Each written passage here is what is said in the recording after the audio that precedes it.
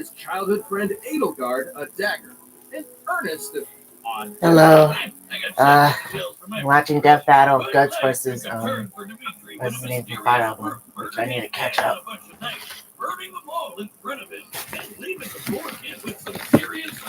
Sorry about my room.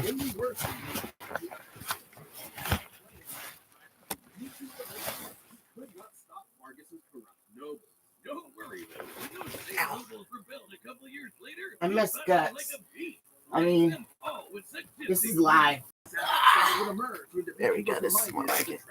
And yeah, I'm eating, so. His chivalrous charm remained forefront. With guidance from his dead dad's buddy Rodrigue, Dimitri got into the Garrick-Mach Officers Academy, where he led the Blue Lion's house and learned the mystic arts. Well, he's not the most proficient in it, but Dimitri did learn healing and elemental magics, able to call down lightning or even channel it through his weapons. I have the game, but I never finished it. He learned this and more from everyone's favorite Smash Bros. Character, Professor Violet. Assuming you picked Dimitri's Blue Lions when you played Fire Emblem Three Houses. We're getting a little meta here, but his story turns out very differently depending on the path chosen. Aside from the Blue Lions, there's Edelgard's Black Eagles, and the Golden Deer, led by the crafty Claude Von Regan, a.k.a. the Best House. Well, that band of goofy misfits, the Black Eagles are a far more cohesive unit. Nah, fear the deer, Wiz. I have no idea what you're talking about. Ashen Wolves for life, losers! Of course Jocelyn picks the gods. He mastered all manner of weaponry, lances, swords, axes, gauntlets, and more. Some of these weapons use magic, some use poison, and others are used to slay giant monsters. But all of them made Dimitri an ace at warfare, especially when Violet taught him some special skills. The seal movement technique stops foes. I don't think he's gonna win. Frozen Lance skewers enemies with ice, and Swordbreaker boosts evasion. Also, I haven't beaten the game. To top it off, Dimitri can enter an awakened state for even more power.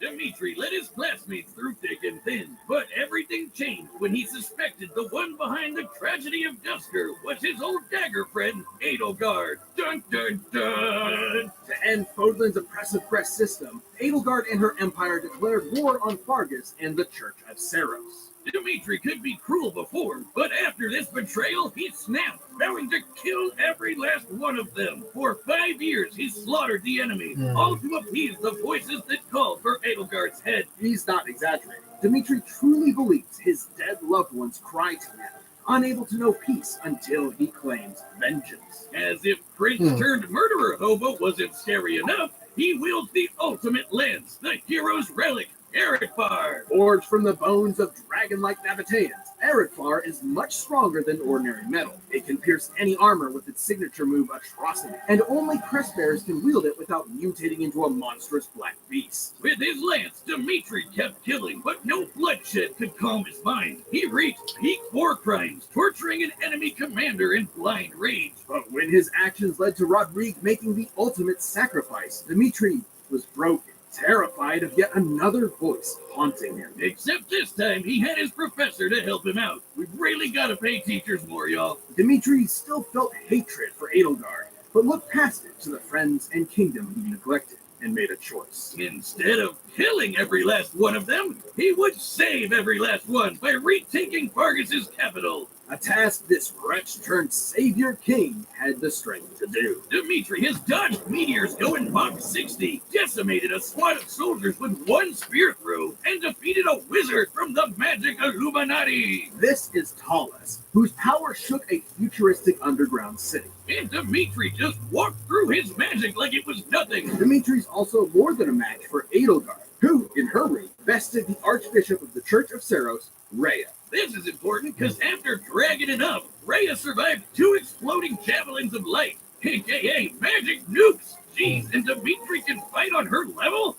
Indeed. But in the end, despite half a decade of slaughter, Dimitri was hesitant to kill Edelgard, in part from learning she wasn't responsible for the tragedy. Still, both monarchs had ideas for Fodlan that were simply incompatible. And then Edelgard pulled a fast one with that old dagger present. Dimitri definitely felt that irony.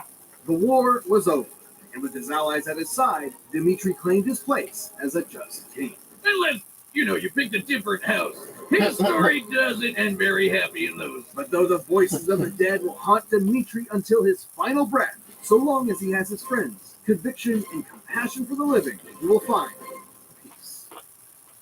Wow, you're awesome. Oh, come This on. episode of Death Metal is sponsored by Mint Mobile. It's no surprise. Inflation is everywhere. There's no escaping it. And if you're looking for a break, look no further than Mint Mobile. It's the first company to sell a premium wireless service online only. You can save a ton and order from home with plans starting at just $15 a month. That kind of low price is exactly what we need in a time when everything is just getting more and more expensive.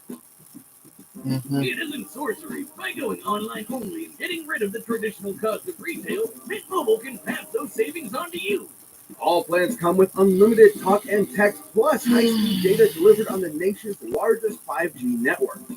Better I think yet, that is going your well. current phone number and contact, so switching over is no big deal. You get your new wireless plan for just $15 a month and get the plan shipped to your door for I have the free. game. Go to mintmobile.com. I found one of 3 houses. I just haven't really been playing it because I've just been busy. I never know the entire story until just here. All right, the combatants are set. I haven't watched the episodes. It's time for a death battle!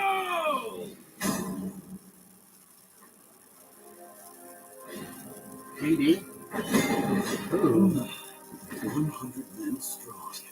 What drives your slaughter? Save the high and mighty crap till you're dead. Fight!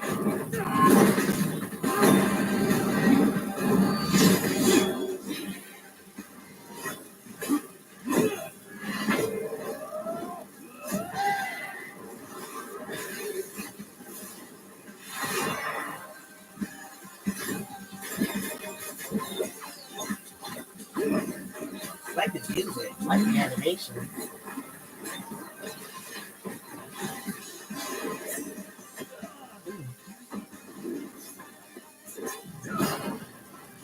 Oh!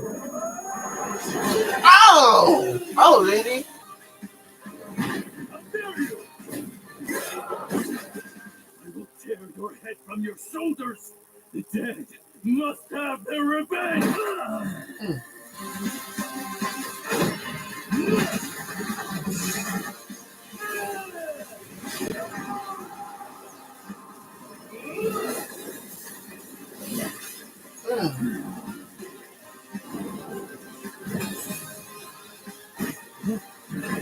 Go to hell!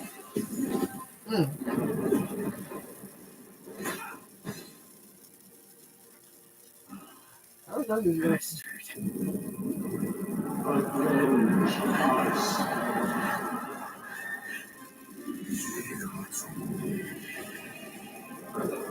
Promise, I'll kill them. All of them. Down to the last one. Oh!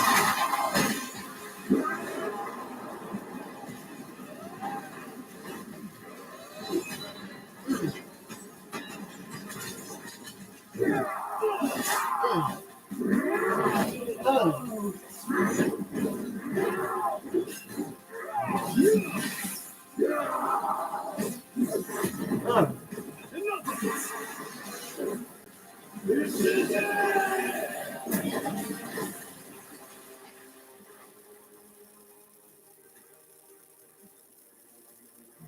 Holy shit. Oh shit! He's still alive!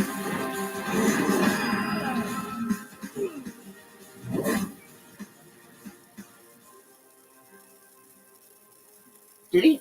Still standing? We're both shackled to the dead.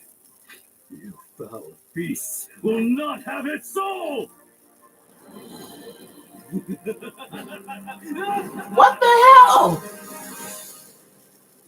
He died standing!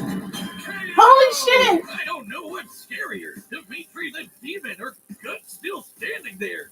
He was a badass till the end. Being fast enough to dodge lightning, Guts actually had a slight advantage over Dimitri. It's the first time in Death Metal history Steel someone movement, died Swordbreaker helped standing. Dimitri close the gap. And while Dimitri had some minor healing magic to fall back on, it wasn't going to compete with the raw endurance from the Berserker armor. Still, Dimitri's absurd strength and wider pool of weapons and abilities gave him plenty of ways to wear Guts down. Against Dimitri's electricity magic, Guts' sword and armor were vulnerable conductors, making every clash an opportunity to electrocute it. Sure, Guts has defeated lightning callers before, but he needed help. Not to mention, moves like Atrocity can pierce through armored foes, bypassing half the point of wearing the Berserker armor. Guts could power through some of Eredfar's damage, but he wasn't invincible and could not heal from fatal wounds. Then there's both fighters' raw power. Slaying demons is really impressive, obviously, but not always on par with magic nukes. Remember, in Edelgard's route, she defeated Rhea, who survived 2 Javelins of Light. In Dimitri's route, he defeated Edelgard while she was a powered-up crest monster. That happened. So, if Rhea could take on the Javelins of Light, Dimitri should be at a similar level. So, let's find out how strong a Javelin is. In Foglin's lore, several Javelins decimated a forest, forming the Valley of Torment. However, the exact number of Javelins used to create the valley was never given, making the power of an individual Javelin unclear. But we do know the Javelins in this attack were supposed to hit the Garrigmach Monastery, until the goddess Sothis noped them away and they hit the forest instead. We also know that the Javelins of Light are not limitless, with typically no more than 6 being used at once, even against structures similar in size to Garrigmach.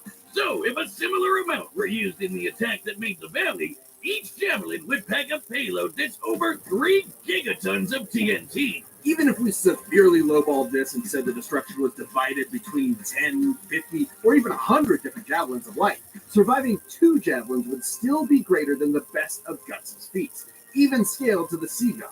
Guts' persistence meant he wouldn't go down easy, but against Dimitri's inhuman strength, devastating abilities, and fervent willpower, it was just a matter of time before the vengeful king wore through him. Saying it makes me berserk, but Guts could only go so far. The winner is Dimitri Alexandra Blakefist. That's crazy. Thanks for watching. Stay tuned. We have a new death battle releasing every 2 weeks this year. And click the join button to get new perks and extra content. Planet level members even see death battles before anyone else, so don't miss out.